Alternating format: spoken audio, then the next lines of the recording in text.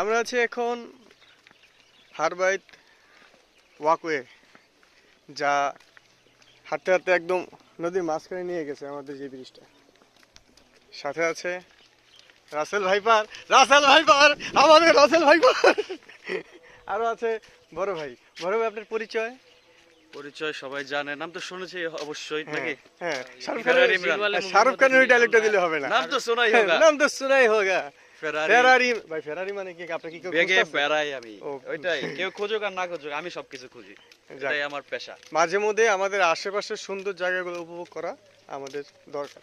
ওই দূরে কক্সবাজার, সীতাকুণ্ড এইসব আশেপাশের জায়গায় জায়গা দূরের মানুষ এই জায়গায় উপভোগ করবে, হ্যাঁ। আমরা কেন এই জায়গায় আসবো? আমরা তারপর দূরে ভাই, যাব। ওই যে কয় না, উপভোগ করবে মক্কার মানুষ বলে হজ পায় না, এরকম হয়ে গেল না বিষয়টা?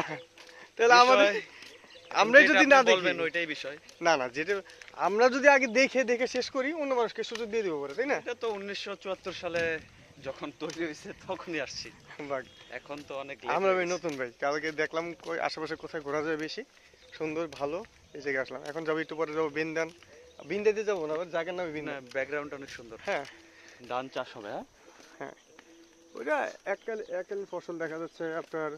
ওই একবারের জন্য অনেক সময় হয় না, নদীর পানি উঠে গেলে তার সম্ভব না।